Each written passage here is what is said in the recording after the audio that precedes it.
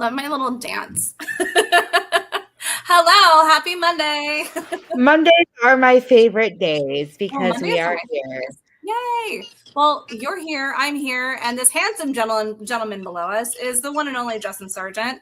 About time you're doing the show, buddy. I'm so excited. Yeah, thanks for having me. I'm so excited. And you're doing this from your car because you love us that much. That's right. So for those of you who don't know, Justin is currently starring in Hamilton, the Angelica Tour. So excited. It took everything for me to not give away that secret when you had found out. And I was like, we'll not say anything. But you're actually on travel day right now. So it's fantastic. And you're currently sitting in a car. So thank you for doing that. Appreciate it. That's right. Here in Charlotte, North Carolina, ready to do a whole month of shows. That's awesome. People of Charlotte, and super excited about it.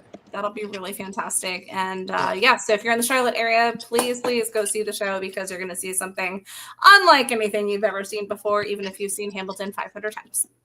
100%. It's true. But, just like any other Monday, we're going to do our Broadway Fan Club Podcast Broadway News, and Justin's going to sit in on that. So open table, cursing is allowed, crying is fine. We've made, Jack Calhoun cry, which made me sad. So we're just going to get right into it, and then we're going to get down and dirty and ask all sorts of questions from your incredible career. It's been so cool to watch you grow, man. It's been awesome. Thank you. You're welcome. So we'll get right into it. Amber, how are we doing with our Broadway news? Oh, I'm starting. It's me. Yes, it's my turn. Yeah, it's you. All right. No problem. It's you. So we do have some news this week, as you know. The Louis Armstrong musical, A Wonderful World, is launching a special fundraiser in conjunction with our friends, Broadway Cares. And this is to support the victims of the January 1st vehicular attack in New Orleans, Louisiana. Such fun news to start the show off. I know, right? Because the show has such deep ties with Louisiana, they decided to put on this fundraiser, and Broadway Cares has pledged an additional $10,000 added in addition to whatever the musical will raise itself. So that's pretty amazing. Cool. I've always loved Broadway and some sort of craziness going on, and I'm going to veer off course for a second because Justin has a tie to doing something that was a crazy thing. And I'm sure you remember very, very much like I do. The very first From Broadway with Love, right after the pole shootings.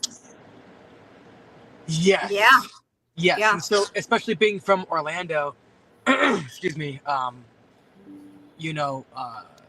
the Pulse nightclub was the first nightclub of any kind that I'd been to, Right. And, being in a musical theater program and being surrounded by mostly gay students and faculty members, and this is back in the early 2000, 2007-ish, 2003 to 2008 really, and Pulse was really one of the only places that we could go where my castmates felt safe and they felt exactly welcome, and so I have vivid memories of that place, and so that was a very hard thing to come back home and to do that benefit for a community that had kind of given me so much, and also had such a horrible, tragic thing happen to it. So. Yeah, and I was sitting in the audience, and I have the video of your performance, by the way. It's queued up. You're welcome. But sitting in the sold out house at the Dr. Phillips Center, it was the very first thing I had done there, and being the site supervisor for the volunteers after the shooting as an ally, and my friends are we're gonna go to this, and I'm okay, Broadway literally heals the soul. And the minute they were Orlando hometown boys, let Justin Sargent, as you come out on stage, the entire crowd loses their ever loving minds. But it was so nice. It was a good homecoming for you too, I think. I'll tell you what, I've never been more nervous to sing in front of a group of people, and it was so nerve-wracking. It was the hardest thing I've ever had to do. Well, clearly, under those circumstances, yes, but you pulled it off. Here, let me show a little bit of this video clip so people can see little baby Justin Sargent. Actually, I have old videos. Oh, don't worry. I've got some old school stuff for you. I told you it's going to be a great time for us. Oh God. Let me see. Gotta get this one queued up. I think this is the one. Stand by. Nope. That's a surprise one. Surprise! So Here we go. All right. Let me get this playing on everybody's. Sing along, okay? I need to hear your voices, please.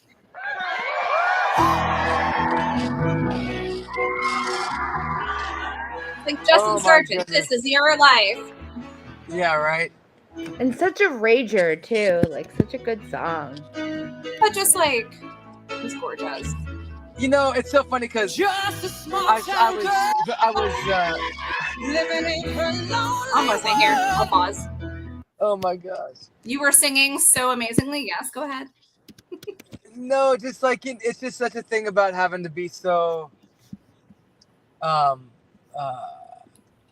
you know, the night was full of Broadway stars. There was, you know, Yeah. like it was just Sheeta Rivera, there was Brian Stokes Mitchell. I mean, you name it, Norma Leo Butts, Darren Criss, and everybody was doing these, you know, incredible numbers from Broadway shows. And here I am doing Journey, and I was just like, I felt a little out of place, and nervous, and it was But definitely. that song's a rager, and everybody was out of their like depression and like just sadness for a brief moment because everyone was singing gorgeous songs and whatnot. But like when you came on, you put a whole new sense of spirit into that show. It was emotional for sure. It was emotional. Yeah. Yes, but well, that was the first start of it. So yeah, I mean, I love that Broadway in general will always, and Kenny Howard helped arrange that. But like I really just love that Broadway has kind of aligned itself with like being the giant like hug to make sure that the community is, no matter who is in that community, is the one that's just kind Yeah, of there. of course. It's really a lovely thing. It's been a safe haven for a long time. Yeah, absolutely. I remember after COVID and like I hadn't seen a show in like 2 years, 3 years. And I was talking to one of my friends after going to like a musical Monday thing locally, and my friend Amy was like, "You sound like a totally different person." She's like, "I really was thinking about it, and like theater, like it filled that hole that you were missing." I was like, "Wow, okay, well, I won't cry." But it's true. It's really true, and it speaks to everybody, both as fan and like helping bring the community, is that, you know, what we can do. So. Yeah. All right, moving on before I start crying. That's great. Yay. All right. Next up, Broadway news. Well, it's not good news. It's all sad news. All sadness. Great. We had some show closings. We We had did. 3 shows closing this weekend. We had Elf, which was a limited run, seasonal, you know, for the holidays. We had Back to the Future, which felt like it was running for forever. It's going to be so missed on Broadway. I don't know how it closed, but I'm interested to see what's going to go over there. And we had Suffs that closed. And Keith also closed. And Teeth also closed off Broadway. Yes. Now, Justin, I know you've been touring for a while. Have you gotten a chance to see any of those shows? You did Back to the Future, right? I did go see Back to the Future. Yeah, because Casey is a good buddy. He's so good in the show. Really, I really enjoyed it. I'm a massive fan of the movie, and I really had a good time at that show. So cool. Yeah. Yeah. Well, it's all of the shows. It's and again, I'm going to leave this open to you guys. It's been kind of a weird couple of seasons because it's like shows are coming and then shows are going so quickly, and it just kind of boggles my mind. Well, you know, I will say that it's kind of like, it's almost like we're returning to the Broadway of old. I mean, in a whole different way, and the model is different, right? But Broadway shows didn't last for years and years and years. Right. You know, I feel like that really changed in the 80s and 90s with the Cameron McIntosh productions, right? With these big sweeping musicals that stayed and became Broadway staples. Right. But for I mean, since its inception all the way through like 60s and like really the 70s, I mean, Broadway shows, you know, they ran for a year or so and then they went away and they made room for new shows. And so it is very interesting that we're kind of going back to that, but for different reasons, because now it's just not sustainable to have a show on Broadway for a long time unless you're selling out every single performance at maximum. Yeah, I read an article earlier, but they're calling it the $30 million Broadway shows now, $30 million musicals. Yeah, it's insane. Like the minimum. It's insane. Right. And I agree, Justin, and Amber, I'm sure you agree too. Like when we were younger and we're seeing shows, like it was a special moment that was captured just then and there. And you remember that, it becomes a core memory. Yes, now I've seen Phantom 12 times and Wicked 9 and whatever, but that's because they're still there and I can still enjoy them. But I think it almost makes it less special at times just to keep going. But we go for different reasons and it's a different kind of way of enjoying shows for sure. Absolutely. All right, so everything's closing. Everything's closing. However, with regards to SUFs, they were acquired for licensing by the Music Theater International. Yep. So Shayna Taub said, "I'm so thrilled that SUFs has found such a wonderful home at the legendary MTI. It has long been my dream that this show been made accessible to schools and theaters everywhere. I hope new generations find empowerment and inspirations in getting to tell this story themselves. I encourage productions to create ensembles where as many different people as possible get to participate. For example, while on Broadway, the male characters are wonderfully portrayed by women, I'm excited to see theaters open those roles to boys and men as well, and all performers, regardless of gender. Everyone gets to be a SUF. The show now belongs to the future, and I can't wait to see how it lives on." Nice. Yeah. So beautiful. I think it's a great plan for that. And I don't know. I'm curious. That was a very good direction that they went. What do you think, Justin? I think that SUFs is exactly the kind of show that should be done everywhere in the country.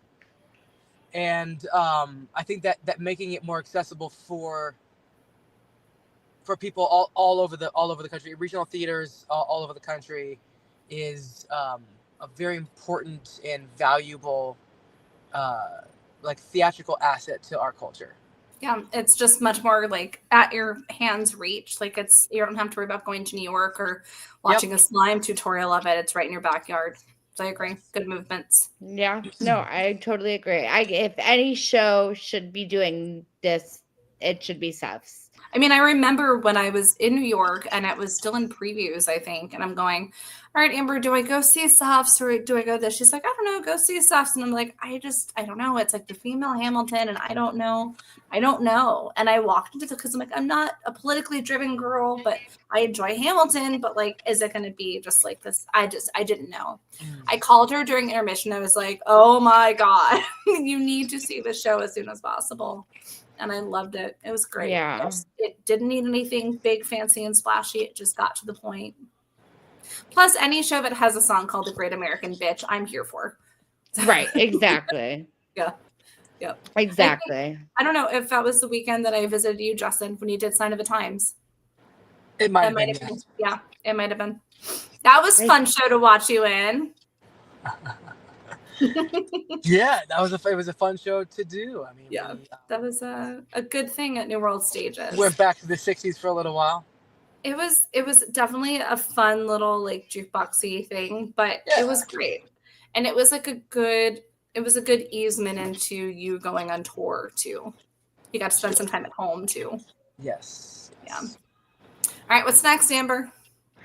Next is that we've gotten some information regarding the production of Real Women Have Curves. As previously announced, it will be playing a Schubert organized theater, but as now we will know that previews will begin on April 1st ahead of an April 27th opening night. Now, is that going to be a limited run or is that an open run? Excited. I didn't really see either way, but I'm just excited to see what that show brings to the table because, I'm excited to see the full-figured ladies. We've got some friends on Broadway that are full-figured right now, and they are kicking some ass, so I love it. Right, exactly. More representation, the better. Right? Exactly. And my last bit of Broadway news is that on Drag the Musical, we have Jimbo joining the ranks as Kitty Galloway starting on January 13th up until February 7th. So Alaska will be leaving, and Jimbo will be stepping in as Kitty Galloway. So that will be very exciting. And you skipped over my Broadway news. I'm very upset with you. I was letting you say it. The saddest news to come. No, it's not the saddest. Officially, as of last night, Sleep No More, the immersive production at the McKittrick, has now closed. I don't even believe it. And Justin, I'm sure you've had an eye on it too, but for over a year, they kept saying our final extension, our final extension, our final it's like they kept teasing it for years, and then Right. I was like, well, it's never going to happen. And then here we are. It actually happened. And they put together this beautiful like video on TikTok and Reels, and they just ended it as, I really can't believe you're all here. I dreamt last night. I went back to Mandalay again. Would you like to go for just one more time? So we don't know. But they did have this really awesome opportunity for people in attendance to take a photo of the entire massive cast, which we posted. Cool. I'll send it over to you, Justin. It was so cool to see everybody. They're all in costume. So right now, the only immersive, the company, is going to be Life and Trust over at Conwell Coffee. So that'll be that. But then we're still waiting for more news from Masquerade, which is the next installment of Phantom of the Opera, but it will be an immersive experience. So that I am going to lose my ever-loving mind doing 5. I'm going to turn into my friend Chris Frost, who I think he literally just spent all weekend at Sleep No More. Like, again, coming from California, I think he did 4 shows. He stayed like 500 times. Wow. Oh, I will show you guys pictures because he's also like a woodworker. He creates display boxes just for the masks, but he like has stacks of masks. It's incredible. That's pretty cool. Incredible. Hey, Cheyenne. Cheyenne just joined us. So. Oh, hey, but Cheyenne. Yeah, did you ever do Sleep No More, Justin? As a performer? No, I mean just as an attendee. Oh yeah. I mean, I would have been fascinated if you performed in it. Oh yeah, I've been many times. 3 times.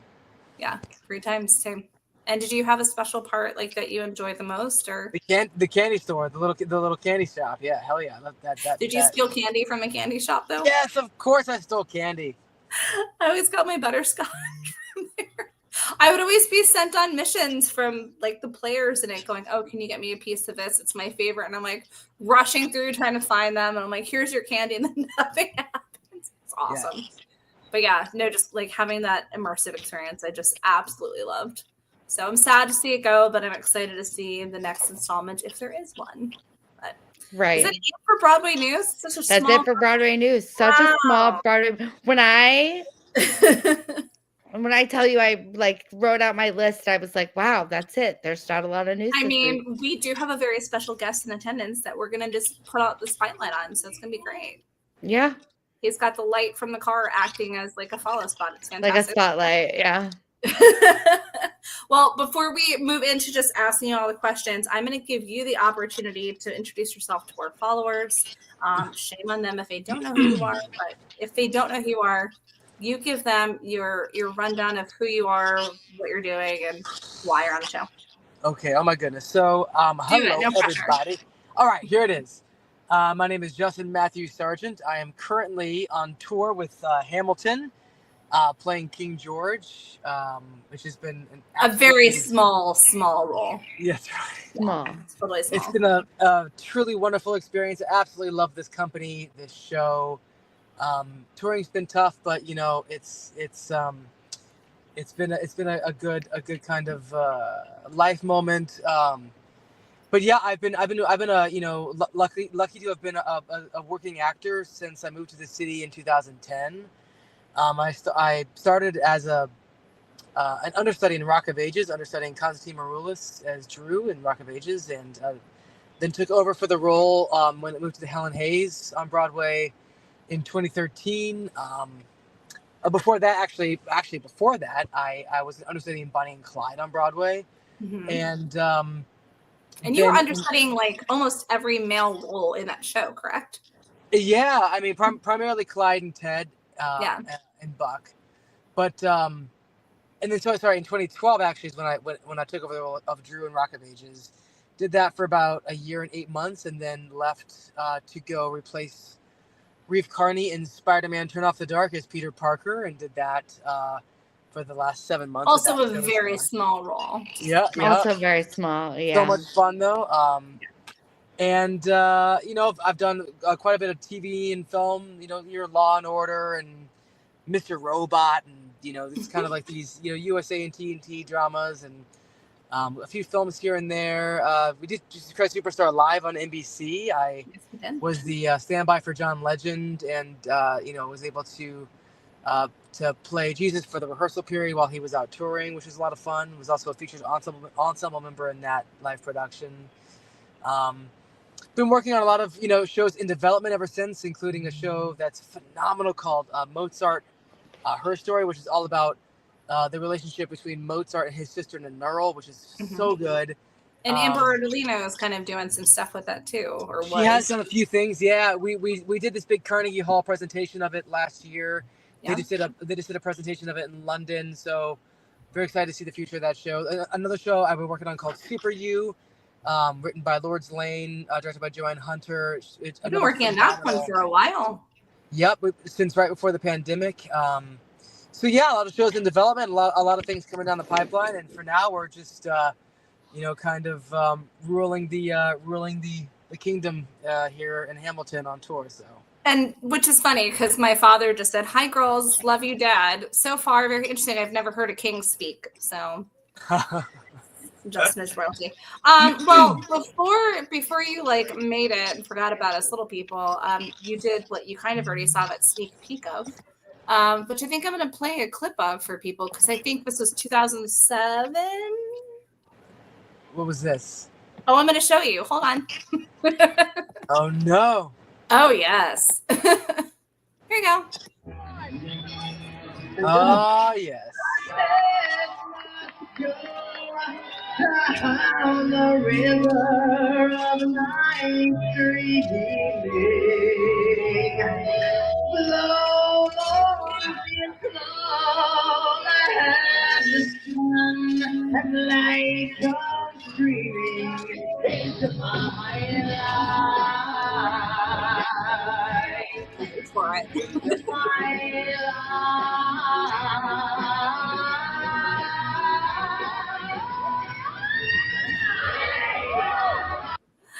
Yep. You're welcome. 2007?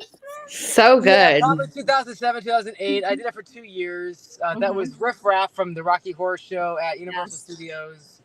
We did a live 45-minute version of the movie on stage at the Beetlejuice Theater. It was fantastic. One of my favorite experiences of my entire career. I absolutely loved doing that. I got the opportunity to play Riff Raff again at the Bucks County Playhouse with Nick Adams as Rocky and Kevin Cahoon as Frankenfurter.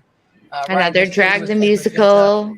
It was so much fun. I often say that if I could play one character for the rest of my career, it probably would be Riff Raff for the rest of the year. So it's really funny. So before the show, Amber and I always go over questions of what should we ask or do you want to ask this? And I was like, there's what role would you go back to? And I'm like, oh, I could probably answer that, but I'll let him. Because I remember I think that was right on the time we met, very briefly. But I remember every single time you'd hit that crazy ass note. Now that theater was an outdoor theater. People would pile in. You guys did that show 3 times a night?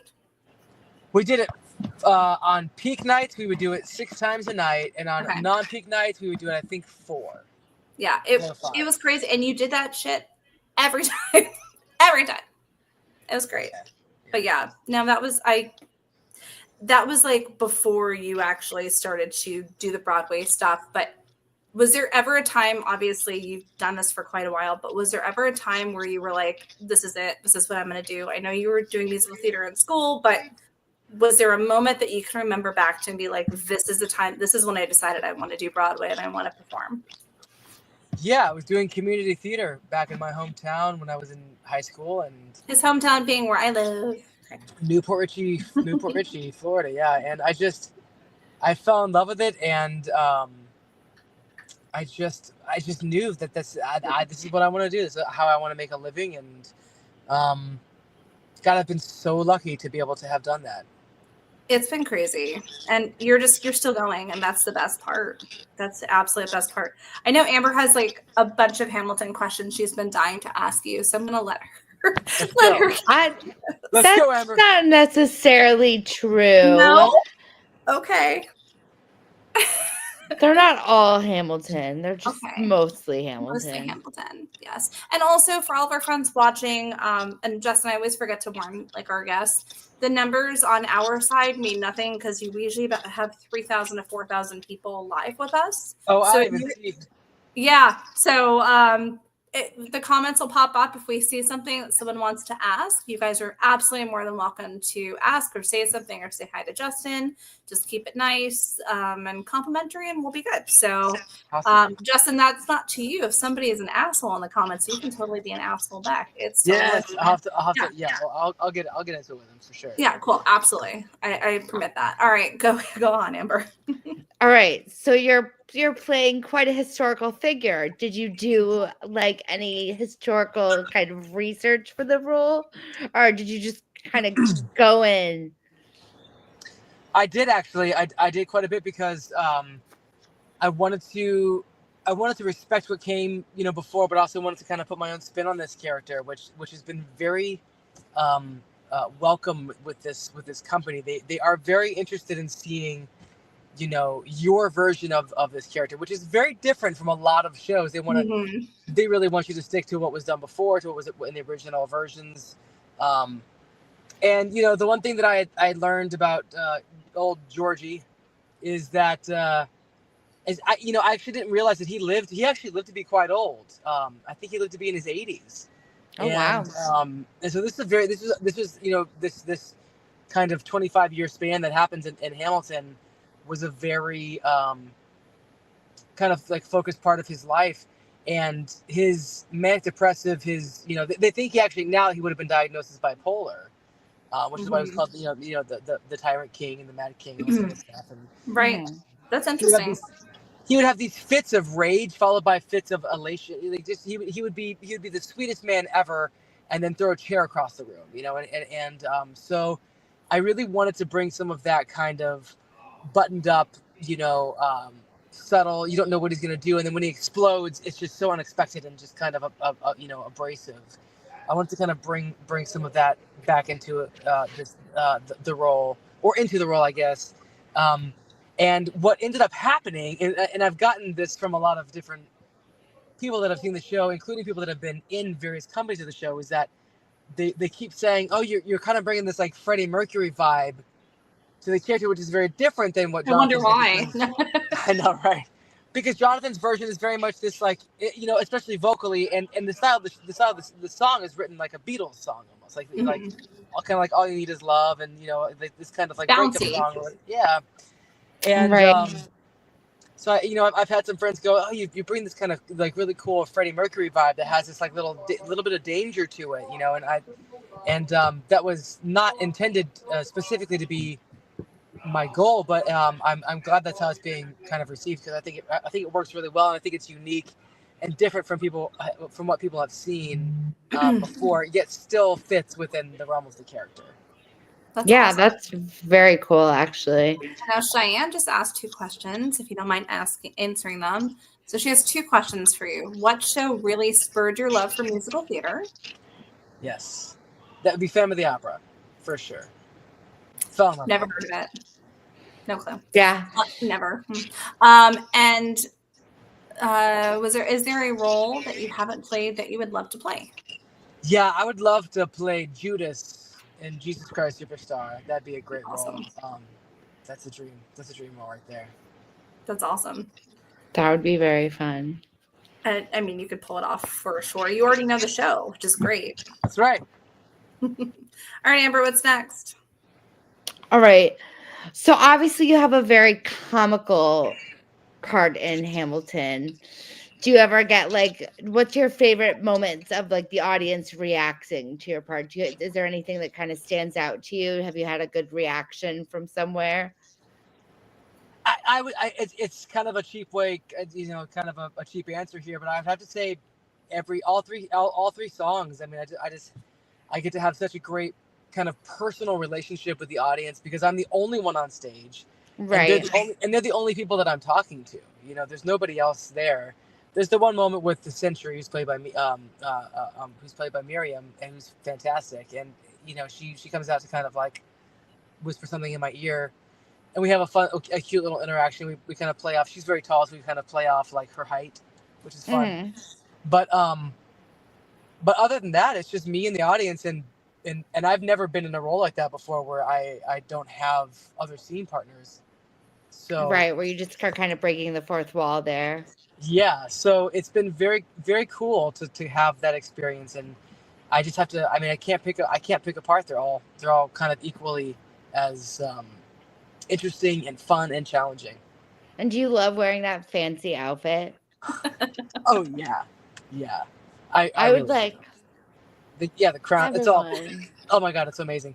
The only part that's kind of a pain in the ass is that it's so fancy and so expensive that whenever I come off stage, because I have so much downtime between songs, they actually make me get out of the costume. Wow. So that I don't wrinkle it or spill something on it. They provide you with these fun little boxers and stuff to wear. But it's I have to take it off every single time I go on stage. That's crazy. And now, how long are you down in between? Like, how long do you actually have to get out of it and then relax and go back? I think between the opening and the first song is about 20 minutes. Between the first song and the second song is about 30 minutes. Between the second song and the third song is about, I would say, an hour. So you're the laziest star in the show. So it's great. No, that's 100% correct. I'm trying to imagine, because doing costuming for a long time too. Is it an expensive setup or is it pretty simple? It was a little more involved. It took some getting used to, to get into the whole thing. I mean, but basically, I just stand there and they put it on me, and gotta love a good Broadway dresser for sure. Yeah, for sure. All right, Amber, what's next? Next up. Well, Cheyenne took my dream role question, so that's all my questions. Well, easy enough. All right, well, I'm going to get into some more of the nitty-gritty then. You ready? Yeah, let's go. Okay. We'll step back in time. Talking about Spider-Man, Turn Off the Dark, which I tried to find my calendar that my friend Shauna got me, and I could not find it because I really wanted to show it to you. Oh, I've seen it. Oh, I was not involved in the calendar. I came No. But I just wanted to help bring back some memories. What was the most rewarding part about playing that performance, like playing that role, but also being part of that show? Because, and we've talked about it before, there's such negative connotation around all sorts of stuff that happened with it. I don't think it got the life expectancy that it needed to. Sorry, the concussion brain is still happening, so sometimes the words jumble, but I feel like there needs to be more from that show, but there's been so much hate after that show, and I don't understand why. Like, it was such a great show. I feel like people were a little frustrated by the ambition and the kind of commercialization of Broadway, and comic books movies were such a big deal at the time, so I think Broadway was trying to separate itself from that kind of, like I said, the commercialization, the studio kind of feel of Hollywood.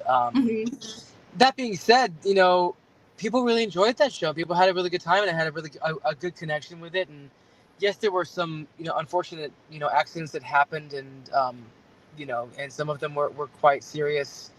That's awful, of course. But I had a very positive experience. I growing up as a massive nerd and a geek, and getting to kind of, getting to be this hero that I had always dreamed of,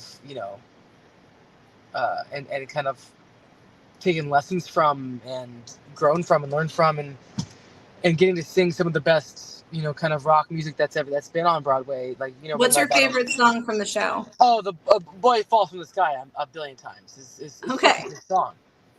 Fair enough. And so I mean, getting to meet the kids after the show that were just so enamored, and getting to I was gonna say, getting to kind of have those moments in the audience with the kids, that was really, really special. Did you that do must anything? have been the best stage door in the entire world. It was amazing. I can't imagine. Did you do anything to physically prepare or emotionally prepare for that role or other show or other roles? Yeah, they had I had to go through a 6-week training course for mobility and flexibility and all like all of the different Spidey moves. Yeah, what are they called? The the contraptions you would sit in. These like with the straps and everything. I can't remember what they're called, but like yeah, the fly wires and stuff. The wires and the rigging. Yeah, so the rigging. Okay. It was a 6-week program for that. So yeah, that was quite a bit of preparation. And then for roles now, I mean, I know that you're always like in the gym hustling, but do you find that do you have a specific regimen going into a show, or that like we've had people go, oh, I go get Chinese food before every show. Wow. Okay. Before every show, no, I mean, I just, I like to have little moments by myself, and, I take with me on stage some special memories and some special people that have passed, this kind of thing, like honor them and remember them. But That's no, awesome. I would say to prep for a specific role, I do a lot of research. I do a lot of, reading, and I like to know as much as I can about a role before I then decide to put my own spin on it, Fair. And so yeah, I like coming from a place of accuracy before I kind of make it my own. But yeah, that makes sense. Like you want to have your spin on it, but still respect the original content of it. absolutely. Yeah, I remember I was part of a debate panel at Broadway Con last year, and they were asking, like, would you rather perform the original lyrics the way they're supposed to, or would you be okay with performing lyrics that were changed to be more inclusive? Ooh, And that was a big debate too. So it's always interesting. You want to respect the original concept, but you also have to make sure that I don't know. What would you say? Would you say that you would perform the original lyrics, or would you be okay performing turn lyrics? I think no. I honestly think that I think it depends on the show. It depends on the circumstances. I think that, for instance, if you're going to do a show like Carousel, or something that's a little more of that kind of quote unquote golden age, I think that it's just as valuable to look back on the faults of some lyrics that are maybe not be so inclusive. So I think it may be more valuable to look back on them and to feel the impact of thinking, oh, that doesn't feel right. Then it would be to change them to make them more inclusive to today's. I feel like that's probably more useful as a society to move on from those things that we used to believe and used to have as part of the zeitgeist, as opposed to changing them and ignoring them. I it's kind of like the whole thing with Florida not wanting to teach kids about, slavery and they're wanting to change textbooks and all this kind of stuff. It's like, well, that's not really how you do this. Like you don't you learn from the past. You don't try to erase the past and make it seem so fluffy, I agree. No, I 100% agree. That was pretty much my argument too. Amber got an earful that day when I was done. And I ask because there's been quite a commotion online. Have you had the opportunity to see the new cabaret yet? I have not, no. Okay. I'm sure, and maybe you're not, but there's a song and the MC is dancing with a performer in a gorilla suit. And it's I don't care much. And then she wouldn't look Jewish at all as a line at the end. And it's supposed to be a big oof. Yes. As somebody who's Jewish, like you're like, ooh, like it's still a sit back thing. And more times than not, people are like raucously laughing and they're not realizing it. So Adam Lambert at this point has just been staring people down if he sees somebody is like uncontrollably laughing, because it's a heavy moment. So I'm always curious about other performers and how they feel. Mm-hmm. Yeah, good for Adam. Yeah. Gosh, yeah, no kidding. All right. So speaking of difficult things and challenging things, has there been a role that's been the most challenging for you to perform? The most challenging. I know everything comes easy to you, but there's got to be something. No, I mean,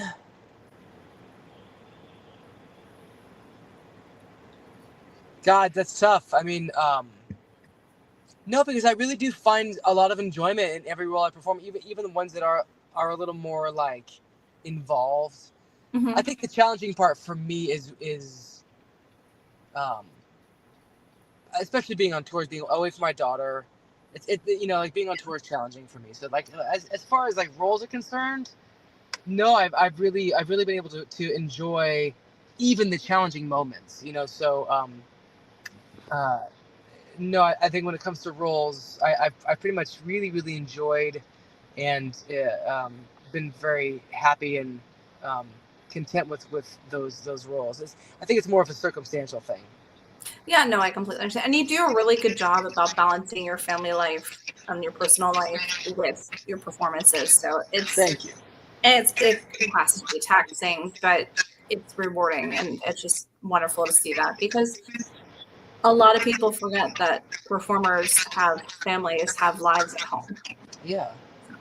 I'm glad that you get to do that. Are there any lesser known roles that you perform that hold a special place in your heart? Ooh, lesser known. I was like, I'm going to go with the hard hitting ones. Why not?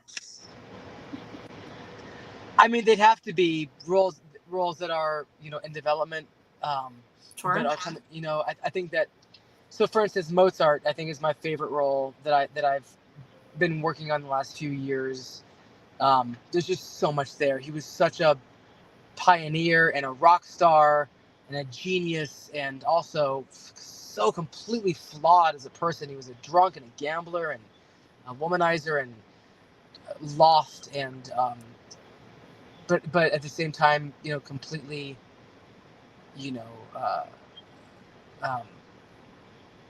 brilliant and kind of anointed in a way. Yeah. I really love playing that character, and I'm very excited to see where that show goes. Yeah, it's going to be really exciting, and we'll be keeping an eye on that for sure. I mean, everything that you've been attached to seems to have a cult following of sorts, though. I noticed. It does. Think about it. Yeah. Like Spider-Man, and then Bonnie and Clyde has like the most ridiculous cult following. Yep. Yeah, we Rock just of sold the Ages, Bonnie yep. and Clyde bracelet. Oh, nice. Yep. What were you going to say, Justin? I mean, Rock of Ages. Oh, yeah. Yeah. I mean, and the Hamill fans too are just nuts. Oh yeah. But I enjoy great. you'll post every once in a while, or people will share it of like the stage door, and it's like some little kid dressed like King George. It's So cute. Those are the best. Yeah. Do you think it's something about like the show itself, or do you think it's the way that the company comes across that develops this cult-like following? Like, I think about Swept Away, which I know you also enjoyed. Such a cult following between Avid Brothers, but also just the show itself. Like, do you think with the shows that you've been part of and the shows that have these cult-like followings, like Rocky Horror even, what do you think makes them have this like following of a cult-like fan base? I think it's very unique. I think it's unique to the show because there are some shows like you said, Bonnie and Clyde, even Rocky Horror, Swept Away. I think the cult following comes in the briefness of time that they were actually in front of audiences. That makes And sense. then, you know what I mean? And then there are shows like Hamilton where, I mean, obviously it's the most popular show in the world now. I mean, maybe Hamilton, Wicked, and that's it. I mean, like those are the two biggest shows in the world. Right. I don't know. I think if a show speaks to people, if it just resonates with them in a way that is unique and and yet also universal, it's a very rare thing, and I think that's something that a lot of those shows accomplish. Yeah, no, I think that's a great answer. It keeps the conversation going. Yeah, it's an ongoing thing. Amber, I know you wanted to ask about your favorite thing to always ask everybody about, a backstage story. Oh, I do love. Are there any like fun moments backstage? Any fun memories From any show. It doesn't have to from be like Hamilton. any show? It doesn't have to be Hamilton that you can think of, like any backstage moments with the cast or like rituals that you can think of that you guys. Yeah, so during Hamilton, during the oh god, what's the song? The song when Burr and Madison and Jefferson are confronting Hamilton about his embezzlement, his quote unquote embezzlement. Oh god, what is that? Gotta forget. But during that song, I am actually off stage, and I am dancing in the wings, trying to get both Miriam and our Angelica, who are across the stage. I'm trying to get them to laugh. So I'm doing little goofy dances and stuff. And I love that. That's awesome. definitely it's something I do every single night. It's a ritual, and it makes me very happy. I was like, that does not surprise me in the least, but it's the best. I think it was, oh God, what show was it? Oh no, it was my brain. I want my brain to work. Some Like It Hot. And Christian Borle was like doing crazy stuff like in the wings to the point where he was like bringing props. It's fantastic. I mean, of course, we're gonna miss JJ's infamous 8 count in Back to the Future. I mean, I think a common misconception though is that, again, Broadway performers are there, they're performing, they're nothing else. That they're there, they're on the stage, they're performing their lines, they're singing their songs, and then they're there, they're gonna have to stage door, they're gonna have to do meet and greets. And people do forget that it's actually a human being on stage. It's wonderful that they have that like magic and mystique and fantasy of like, this is this performer, this is this actual, like this is King George III. Like that's cool. But you have people doing crazy things backstage. We talk about our friends at Cabaret that always do like change a letter in a song to make it a different way, like really fun, crazy antics. And I always gripe about this. And Justin, I don't know if you've heard my gripe, but the people expecting performers to stage door. Have you heard my gripe? Yeah, I get that. My feeling is, specifically with Hamilton, those people pay a lot of money, and Oh, of course. so I usually I've yet to not come out the stage door to do autographs. So I will always come out. Yeah.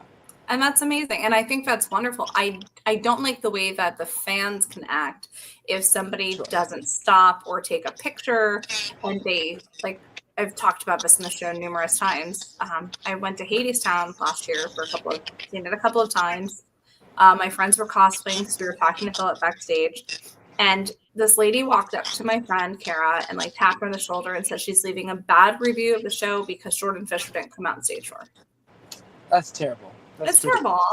Are there any misconceptions that you think that people generally have about like a Broadway performer or even you specifically? About me specifically? God, no. I told Amber, I was like, he's one of the nicest people you'll ever come across. Like, truthfully. I think a big misconception is a lot of people think, oh, they're on Broadway, they must be so rich. I mean, like that, like it's like. I don't think people understand that it's, you make your money when a show is running, and then when you are done with that show, you could go a year, 2 years, 3 years, whatever it is, without making good money. So when you are making that money, you hold on to it. It's like, right. I've got, friends will come to visit me, that I haven't seen in years and years and years, and they'll come and visit in the city, and I like always feel like there's like the expectation to pick up the tab, and I'm like, bro, you don't know, like you have no idea. Like it's not a glamorous. It's not a glamorous lifestyle. No, it's you're not working your ass off. Like you really don't have much downtime when you're in a show. Yeah, and not just that, but it's also we're compensated well for the times that we're working, and then, but there's actually a majority of time when you're not working. You only really get to see when people are working, and right. You don't really recognize the times in between when they're not, and it's the majority. Well, like your travel day, you just traveled. How long have you been on the road today? We left at like 11 this morning. Yeah. and you're getting to your next city, which is awesome. But like, people don't see that. You just magically appear. It's like being at Disney World and Mickey Mouse magically appears in Epcot and then magically appears in Magic Kingdom. They don't think about the in-between time. Right. Yeah. I just compare you to Mickey Mouse. How did I'm that basically happen? Mickey Mouse. Yeah, I'm very. Yeah, you're Mickey Mouse, Justin. I'm talking. I have about another one. Oh, I have you another do? question. I I love do. it. Yeah. Amber's Okay. getting excited now. This is great.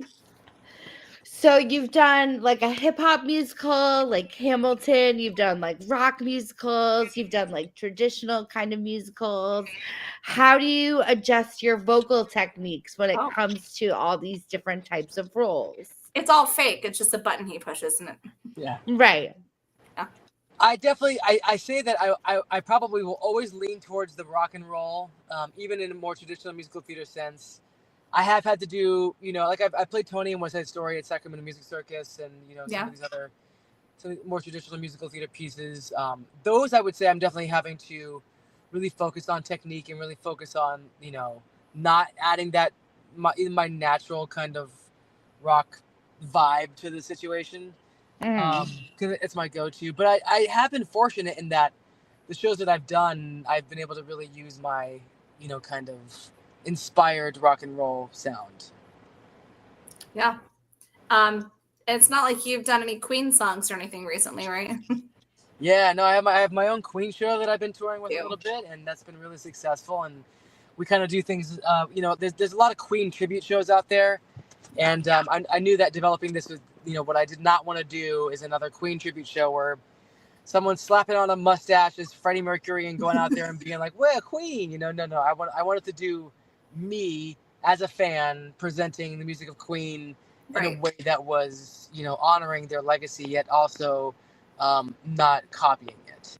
Right. I mean, do you think there's pressure like for you or on the band or at all with the performance from the fans? Like, do you feel pressure to like do it justice, or you're just there, you're a fan, obviously you've got the vocals for it?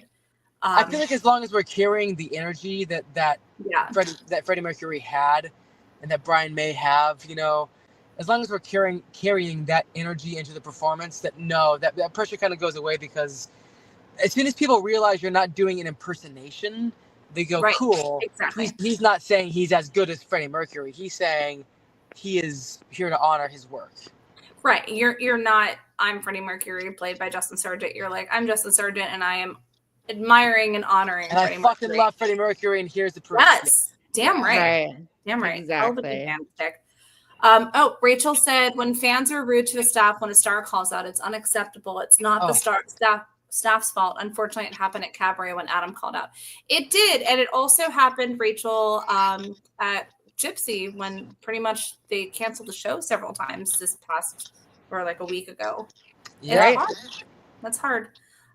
Rachel also says, Justin, I think I know the answer to this one. Justin, have you seen Adam perform with Queen?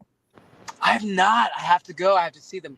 He came to see Rock of Ages right when he started singing with Queen, and we got to have a really cool chat. He's a really nice guy. But no, I've not seen him perform with Queen yet. I really need to. Yeah. I think it'd be really interesting. I just want like a duet between the two of you. I think would be.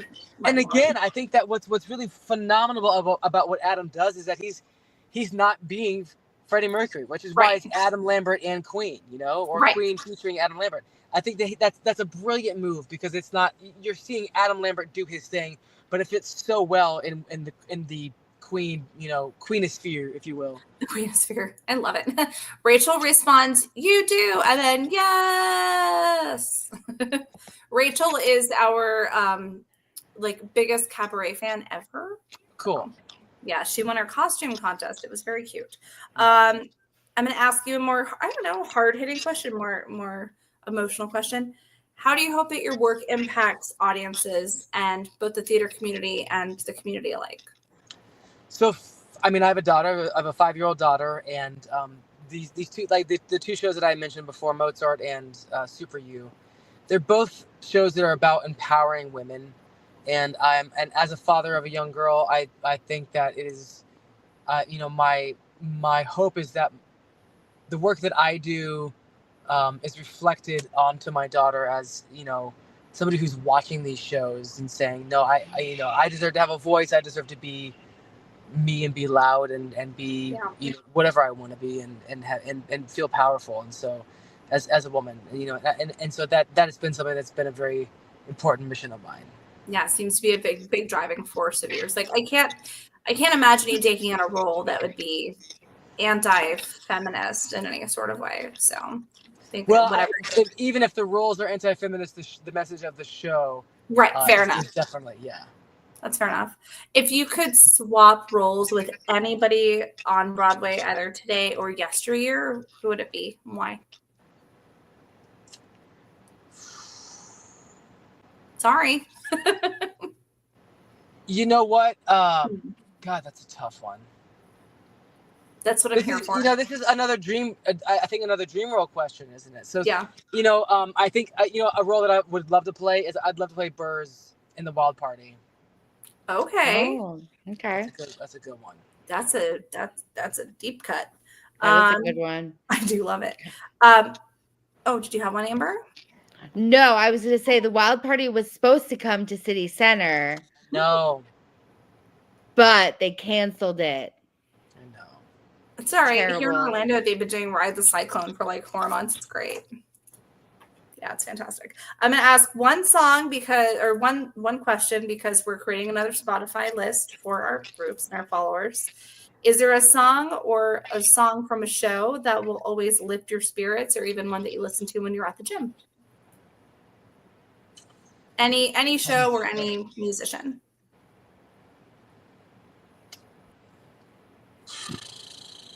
Sorry. That's a tough one. A song from a show that will always lift my spirits. Like gets you hyped. I mean, Heaven on Their Minds will always get me hyped. God, that's a tough one. I mean, I'll get back to us. We'll add a couple. Just like Living in Paradise, from Rock of Ages is always such a good one. Don't Stop Believing, of course. Of course. But no, I'm a nerd. When I'm at the gym, I'm either listening to talk radio, or I'm listening to like some movie scores, like John Williams or Hans Zimmer or something. That's awesome. I'm going to ask you one very last question, and then I'll let you pimp yourself out for the next 4 minutes of our show. Okay. Is there a question that you always wanted to be asked when being interviewed that you've never had the opportunity to answer? Wow. It's my favorite question to ask people. Oh gosh.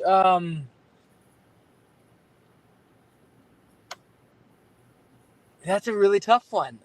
Is there a question that I've never been asked that I wish somebody would ask?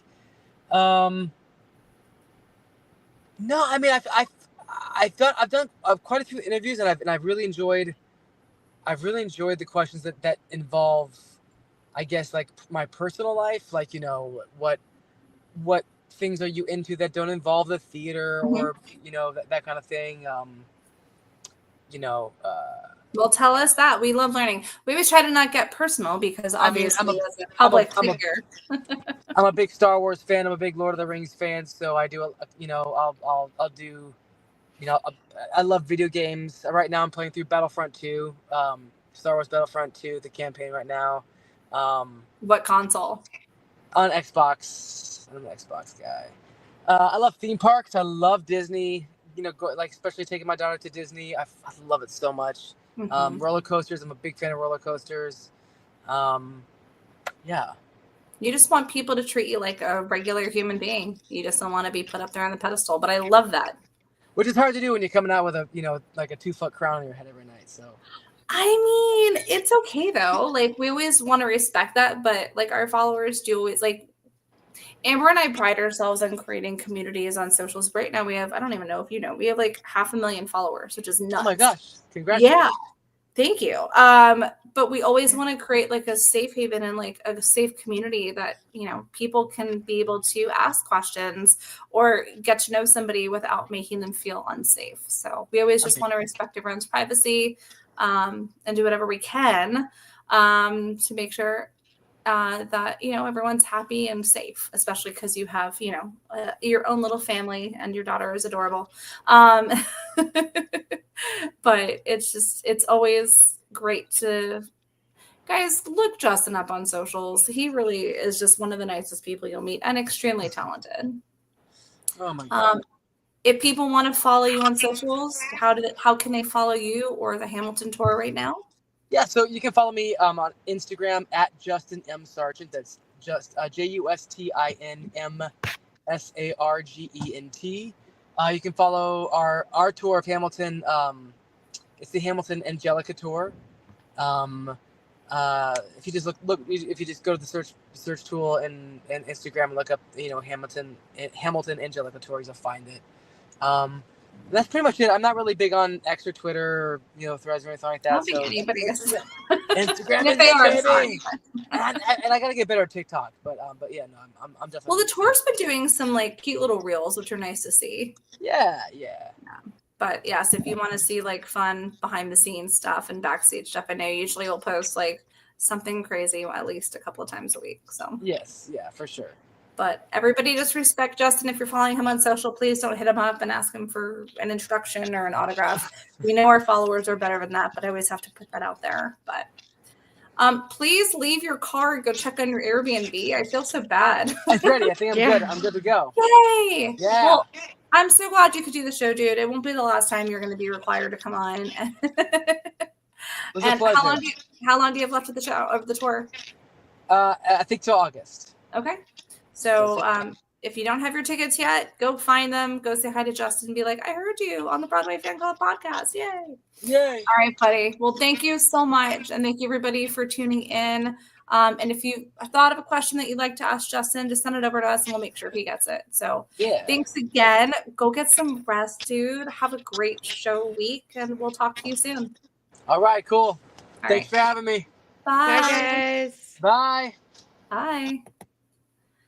And Amber, thank you for joining us always and being the best co-host ever. You'll be back. Oh, jeez.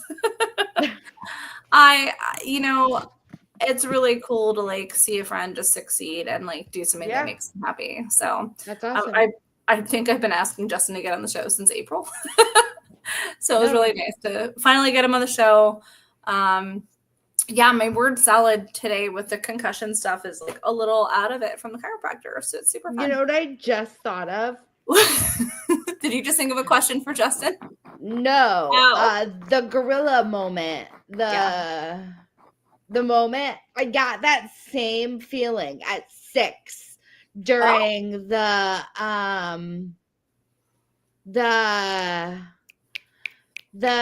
Pink Girl song. All you want to do. Are you talking about? Wait, what? The Pink Girl song? Is that what you're just saying? Oh, Yeah. that song's bad. It's all about like it's great, but yeah, no, It's I can all see about- that. And like at the for those of end, you that like don't- I feel like it's about rape. Yeah, I feel like I like don't know whether like to like clap or like.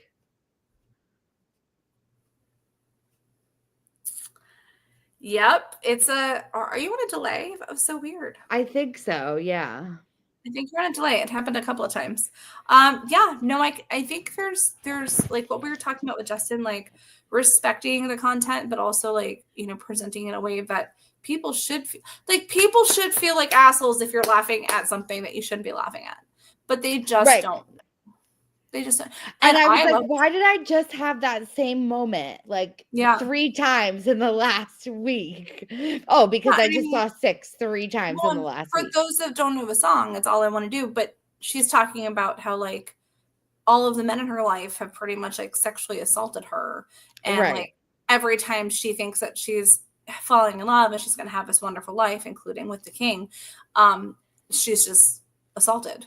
Right. And I can say much worse words, but the song is peppy and poppy and kind of like, but I think the important part is like she's singing it. So it's kind of embracing and taking back the power, I think is what that's supposed to be. But yeah, sometimes there's really hard words to listen to in different shows, or like cringing, like really like she wouldn't look Jewish at all. Like I am Jewish. I don't have a Jewish nose, which is what they're implying.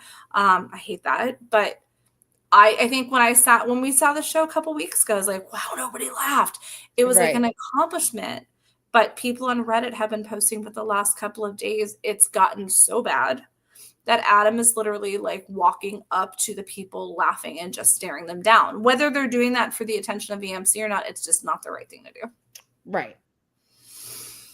So it's For fun. sure. And I forgot to ask Justin, and I meant to see this, is that he was supposed to be on the Broadway cruise last year. He was doing it with his band, the Broadway Rockers. And then because of the Hamilton tour, he wound up having to cancel. And then we got the Barricade Boys. So I forgot to ask if he was going to be trying to come back for another Broadway cruise. But I'll be there in a couple of months. I have 2 cosplays I'm building right now. Woo! I'm scared. I'll send you the sketch of the one I just made. But yeah, I'm so glad that we had Justin on. Next week is going to be crazy. Do you remember who we have on next week? I do. Is it? And you think? I think. Okay. Do you want to tell people or? No, because I think I might be wrong. Oh no, I don't like that. You think you might be wrong? You tell people, and then I'll confirm if I think I'm right. Next Monday, right here at 8 p.m. Eastern Time, we are going to have Tomas Costanza, Okay, I was right, and co-creator of Drag the Musical. He is also a certified platinum record producer and songwriter and owner of the Killingsworth Recording Company. He has co-written and produces, is amazing, and he is such a great guy. 12 Billboard #1 albums, composed music for multiple TV shows, and licensed over 1,000 song placements. Sync credits include brands such as Apple, Galaxy, Ford, Google, Amazon, Target, TJ Maxx, Zillow, and Tropicana, as well as promos for NBC, ABC, CBS, HBO, Showtime, Netflix, AGT, Marvel, WWE, and Call of Duty. And his scoring credits include networks such as CBS, Comedy Central, Disney, Viceland, and Discovery. TV shows include Ocean Mysteries with Jeff Corrin, Huang's World, which is a great name, Hood Adjacent with James Davis, the Henry Ford Innovation Nation, Lucky Dog, and Hidden Heroes. But he is the co-creator and producer of Drag the Musical, and we're so extremely fortunate and appreciative to have him on the show next week. Yeah. So we cannot wait. So tune in next week right here at 8 p.m. Eastern Time, and we'll see what Tomas is doing now. But he's back on the West Coast, so it'll be really fun. Perfect. I'm excited for it. I'm excited. Apparently my father says, wow, Amber speaks, so that means I've talked too much. Sorry. And I'll talk to you guys later. But just remember, when Broadway is dark on Mondays, we keep that ghostly burning. We'll see you guys next week. Bye, guys. Ciao for now. 18 days. I'm trying, I'm considering it. So don't tell anybody.